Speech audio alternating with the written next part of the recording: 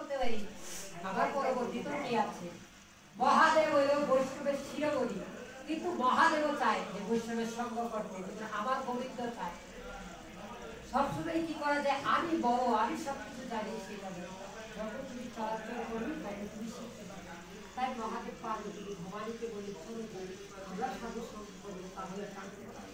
এই যে কুম্ভ মেলা হলে পরশুরা দেবতারা টানাটানি করে 4 জায়গায় করলে সবাই আগে দেবতারাই স্নান করেছিল।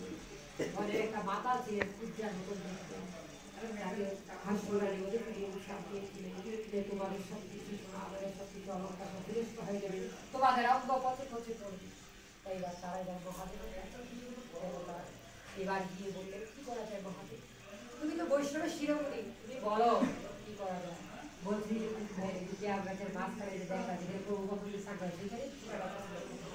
তো বলেছে চলো অমৃত করে ছেড়ে সেইখানে